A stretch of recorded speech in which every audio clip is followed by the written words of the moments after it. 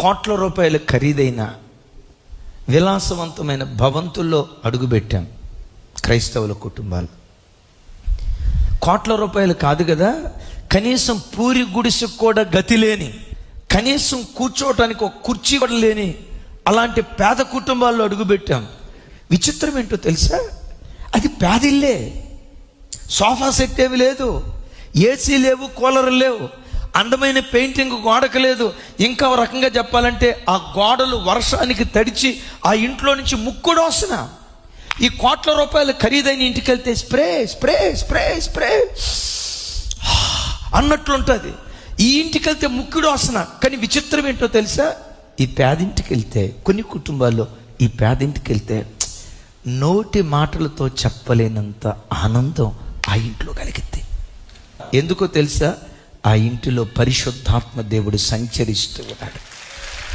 కొన్ని కుటుంబాలు ఉంటాయి, మానవ భాషలో చెప్పాలంటే లంకంత కొంప. ఆ ఇంట్లో అడుగు పెట్టడంతో చీకటి చీకటి చీకటి.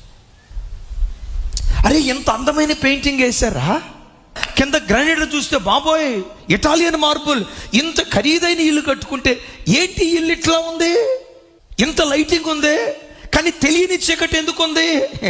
ఎన్ని లైట్లు ఉన్నా దేవుని తేజో మహిమ ఎదుటి ఎన్ని బలాదురు కదా. దేవుడు ఒక్కడుంటే 100,000,000 సూర్య తేజస్సు కంటే అధికమైన తేజస్సు ఆ ఇంటిని ఏలుబడి చేయటానికి దేవుడు కృప చూపిస్తాడు. దేవుడు నీ అందు ఆనందిస్తే నువ్వు ఏది కోరుకుంటావో నువ్వు కోరుకున్న దాన్ని నీ ఒళ్ళు దేవుడు వేస్తాడు. నా పిల్లల విషయంలో ఈ సహాయం చేసి పెట్టవయ్యా, నా ఉద్యోగ విషయంలో నాకు ఈ సహాయం చేసి పెట్టవయ్యా, నా కుమార్తె వివాహ విషయంలో ఈ సహాయం చేసి పెట్టవయ్యా, నా ఇంట్లో ఈ సమస్య చేత కొట్టుమిట్టాడుతున్నాను, ఈ సమస్యను పరిష్కరించవయ్యా అని ఏ లోయ నిమిత్తం నువ్వు దేవుని సన్నిధిలో ప్రార్థిస్తావో, నీ కుటుంబంలో కుటుంబ ప్రార్థన జరుగుతూ ఉంటే ఆ ప్రార్థన ద్వారా నీ ఇంటిలో ఉన్న లోయలన్నీ దేవుడు పూడుస్తాడు.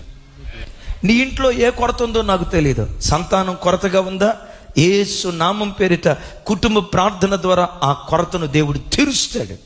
ఎంత కష్టపడి సంపాదించిన కష్టార్జితమంతా సిలి సంచిలో వేసుకున్న డబ్బులాగా వడ్డీలకు, మందులకు, మాకులకు కష్టార్జితమంతా అన్యాక్రాంతం అయిపోతే, అయ్యా బ్రతుకంతా చాచే బ్రతుకయ్యా, బ్రతుకంతా చాచే బ్రతుకుగానే ఉంది.